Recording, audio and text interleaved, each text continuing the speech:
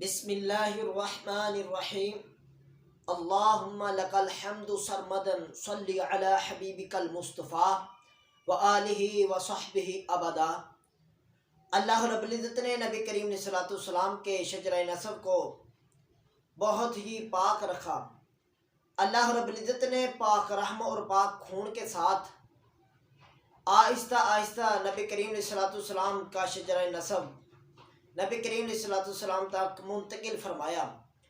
نبی کریم علیہ الصلوۃ والسلام کے والد ماجد حضرت عبداللہ رضی اللہ تعالیٰ عنہ کی طرف سے جو سلسلہ نسب ہے، جو احادیث میں بھی موجود ہے اور دیگر کتب میں بھی اس کا شمار کیا جاتا ہے، جو صحیح اسناد کے ساتھ مشتمل ہے، وہ کچھ اس طرح ہے کہ حضرت محمد مصطفیٰ صلی اللہ تعالیٰ علیہ وآلہ وسلم بن عبداللہ بن عبد المطلب بن ہاشم بن عبد مناف بن قصاب بن کلاب بن مرہ بن کعب بن لوئی بن غالب بن فہر بن مالک بن نذر بن کنانہ بن خزیمہ بن مدرکہ بن الیاس بن مدر بن نزار بن معاد بن عدنان، اور جو نبی کریم علیہ الصلوۃ والسلام کی والدہ محترمہ حضرت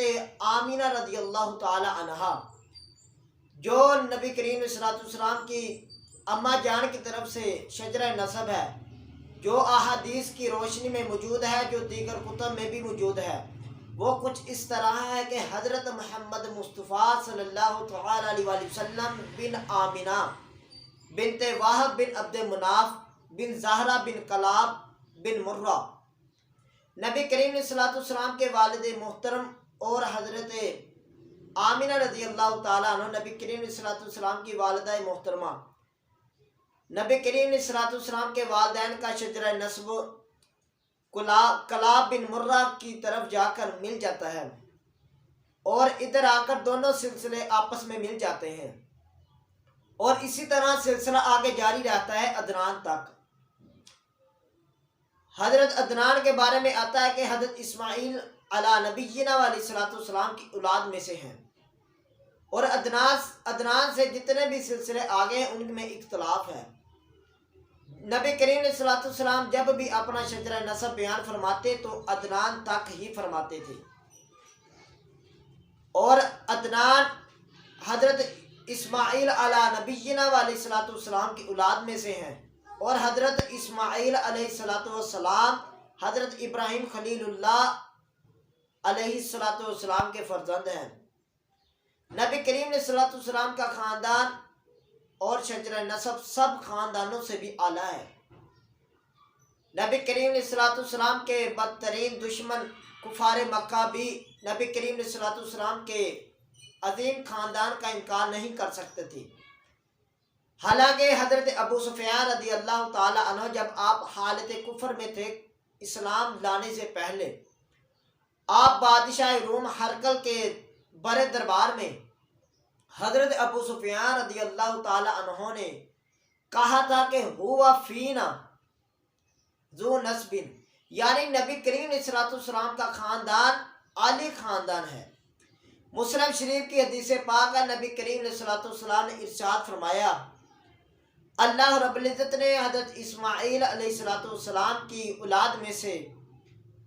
کنانہ کو برگزیدہ بنایا، اور کنانہ میں سے قریش کو، اللہ رب العزت نے کنانہ میں سے قریش کو چن لیا اور قریش میں سے بنو ہاشم کو چن لیا۔ نبی کریم علیہ الصلوۃ والسلام نے ارشاد فرمایا، بنو ہاشم میں سے اللہ رب العزت نے مجھ کو چن لیا۔ اور جب نبی کریم علیہ الصلوۃ والسلام کے خاندان شجرہ نسب کی باری آتی ہے تو کسی شاعر نے کیا خوب شعر لکھا، اور شاعر لکھتے ہیں، لہ النسب العالی فلیس کمثلہ حسیب نصیب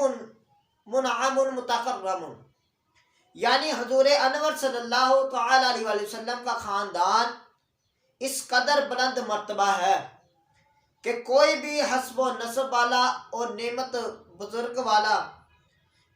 والا آپ صلی اللہ تعالی علیہ وسلم کے مثل نہیں ہو سکتا۔ تو اس سے بات معلوم ہوگی کہ جو نبی کریم علیہ الصلوۃ والسلام کا شجرہ نسب ہے وہ سب شجروں سے بھی اعلیٰ ہے، اور جو نبی کریم صلی اللہ علیہ وسلم کا خاندان ہے وہ بھی تمام دنیا کے خاندانوں سے بھی اعلیٰ ہے۔